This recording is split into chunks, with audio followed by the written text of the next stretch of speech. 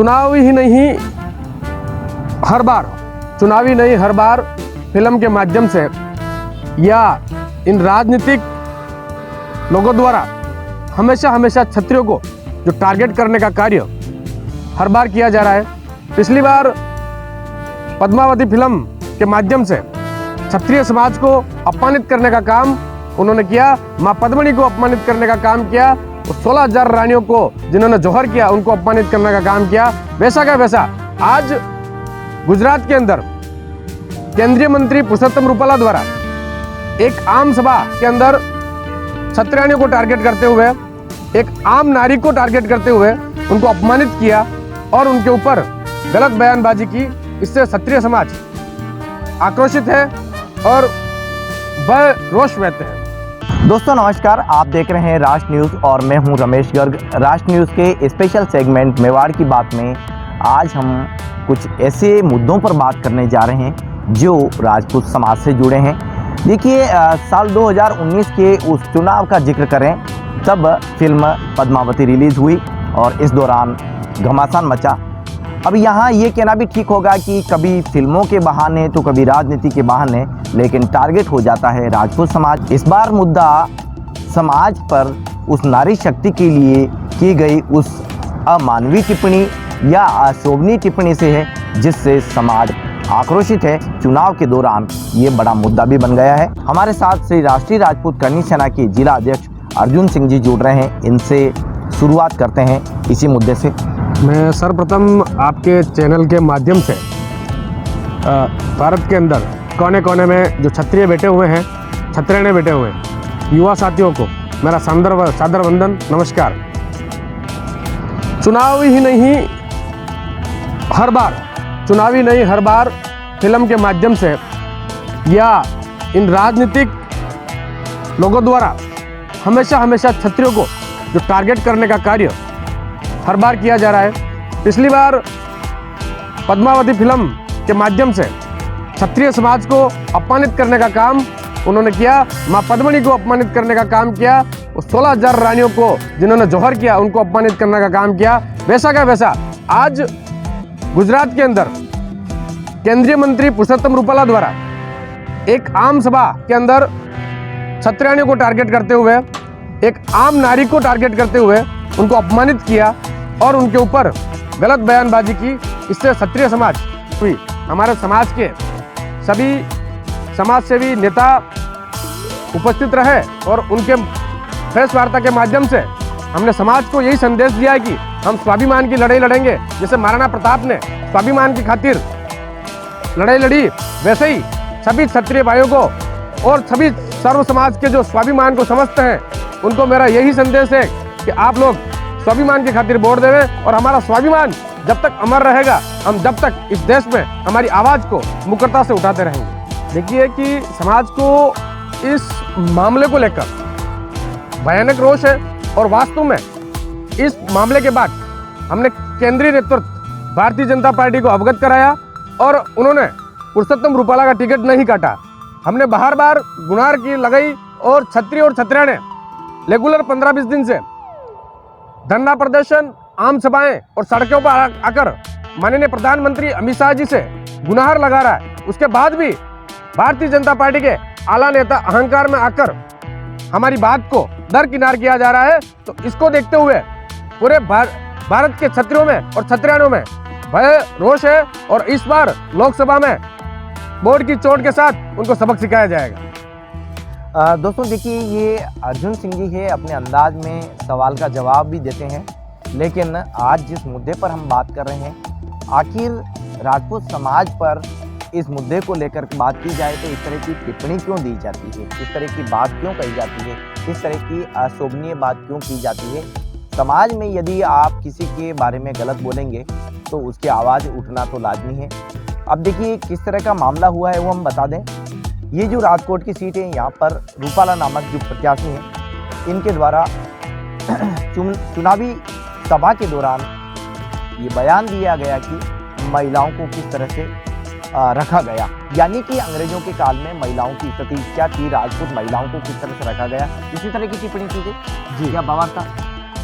पुरुषोत्तम रूपाला द्वारा जो टिप्पणी गई वो मेरे मुंह से नहीं कहना चाहता हूँ, पर पुरुषोत्तम रूपाला ने ये बयानबाजी करी सार्वजनिक मंच से कि राजपूत और राजा महाराजा अपनी रोटी बेटी का व्यवहार अंग्रेजों के साथ करते थे। ये उनका जो बयान था वास्तव में गलत है। क्षत्रिय हमेशा इस देश की एकता के लिए, अखंडता के लिए और स्वाभिमान के लिए लड़ता रहा और क्षत्रिय हमेशा स्वाभिमान का प्रतीक रहा।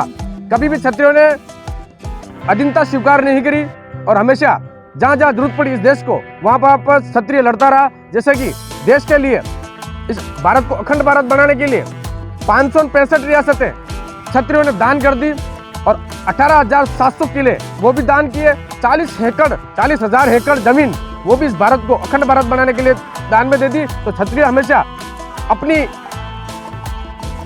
ताकती अंदाज में जाना जाता है और क्षत्रियों ने हमेशा इतिहास के लिए और हमारे 36 कौम के लिए लड़ाई लड़ी है, स्वाभिमान की लड़ाई लड़ी है। अब की बार मैं सभी भारत के क्षत्रियों से निवेदन करूंगा कि स्वाभिमान के खातिर वोट दें और स्वाभिमान को बचाए रखें। स्वाभिमान जब होगा तब अच्छे अच्छे लोग हमारे पैरों में आके गिरेंगे और हमारे से गिड़गिड़ाएंगे।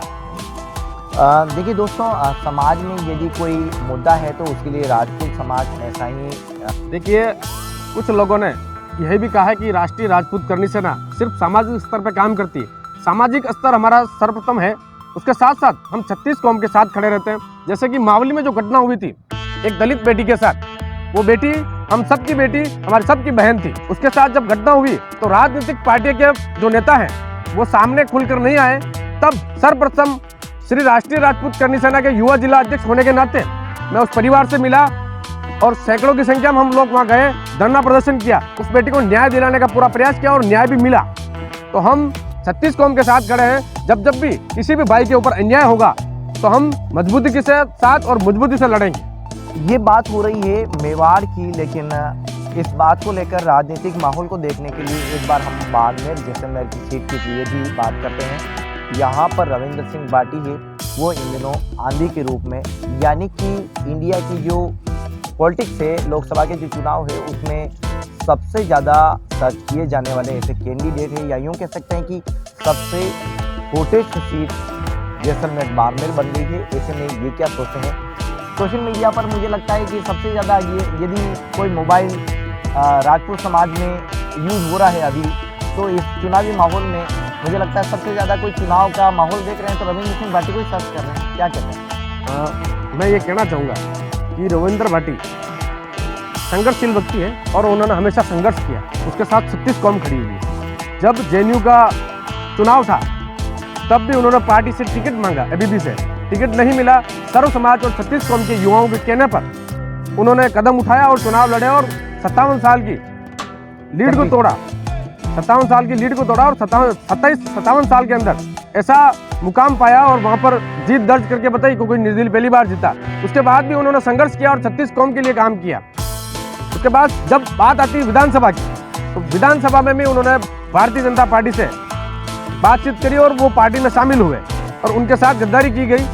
फिर वो अनडिबेटेड खड़े हुए, चुनाव लड़े और बड़ी जीत हासिल करी। वो 36 कौम का प्यार था और 36 कौम के भाइयों ने उनको आशीर्वाद दिया। जब बात आती है लोकसभा की, तो लोकसभा के अंदर भारतीय जनता पार्टी के माननीय मुख्यमंत्री जी भजन लाल जी शर्मा और सब आला नेता रविंद्र भाटी जी को मनाने की कोशिश करते, कई हद तक बात बन भी जाती है और माननीय मुख्यमंत्री जोधपुर से उदयपुर तक हेलीपैड में उनको लेके आते हैं हेलीकॉप्टर द्वारा और बातचीत हो जाती है। पर कुछ मुद्दों के कारण, वहाँ की जनता के कारण, जो जनता की वास्तविक समस्या थी वो उनको एग्री नहीं हुआ। उसके बाद उन्होंने एक फैसला लिया, जनता ने फैसला लिया उनको चुनाव लड़ाने का। वो चुनाव लड़ रहे पर उनकी ताकत को देखकर, जो पूरे भारतवर्ष में जो ताकत उनकी दिख रही है, युवाओं का सपोर्ट, मातृशक्ति का सपोर्ट, 36 कौम का सपोर्ट, उससे बीजेपी घबरा गई है। और रविंद्र पार्टी के ऊपर जो आरोप लगा रहे देशद्रोह का, वो गलत है। जब तक व्यक्ति बीजेपी में रहता है जब तक तो वो देशद्रोही नहीं होता है, और वो जैसे ही बीजेपी से दरकिनार होता है तो देशद्रोह का उस पर आरोप लगा दिया जाता है। तो ये सरासर गलत है। हमें किसी पार्टी से सर्टिफिकेट की जरूरत नहीं कि हम हिंदू है सनातनी। ये सर्टिफिकेट भारतीय जनता पार्टी अपने पास रखे, क्योंकि हम तो खुद ही सनातनी है। जिन्होंने सनातन का रक्षा की वो क्षत्रिय है, उसका नाम क्षत्रिय है, जो सनातन की रक्षा करता है। और क्षत्रिय का मतलब 36 कौम की सेवा करना और न्याय और धर्म के लिए खड़ा रहना। रविंद्र पार्टी को मेवाड़ से पूरा समर्थन है और 36 कौम का समर्थन, अपार प्यार है।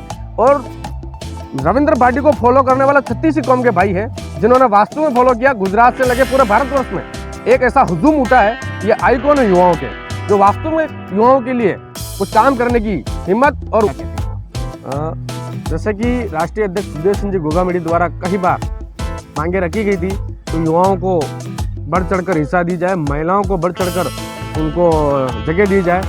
और आरक्षण की जब बात हुई थी, आरक्षण पर भी हमने कई बार मुद्दा उठाया कि आरक्षण जिनको दे रहे हैं हमें उनसे कोई आपत्ति नहीं है, पर आरक्षण उस बेस पर होना चाहिए, आर्थिक स्थिति पे होना चाहिए जिसकी आर्थिक स्थिति वास्तव खराब है, उसको आरक्षण मिलना चाहिए। हम ये नहीं कह रहे कि आरक्षण आप सबको दो, आरक्षण उन लोगों को देना चाहिए जिन लोगों की वास्तविक स्थिति खराब है, चाहे वो सामान्य वर्ग से हो, चाहे वो दलित वर्ग से हो, किसी भी वर्ग से हो, आरक्षण दो आप, पर आर्थिक स्थिति पर आरक्षण दिया जाए तो आम आदमी तक आरक्षण पहुंचा जाए।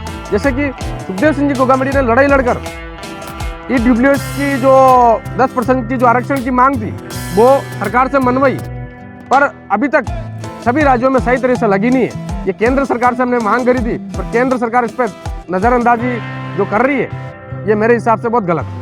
स्पेशल सेगमेंट में आपसे जुड़े एक नए कंटेंट के साथ फिर मुलाकात होगी। आज आपने वक्त दिया उसके लिए बहुत बहुत धन्यवाद। मैं भी मेरे तरफ से आपके मीडिया, जो देश का जो चौथा स्तंभ होता है मीडिया, इन सबको बहुत बहुत आभार व्यक्त करता हूँ। रमेश जी आपका भी बहुत बहुत आभार, आपने भी अपना कीमती समय निकालकर जनता को जो सच्चाई बताने का कार्य किया इसके लिए बहुत बहुत आभार।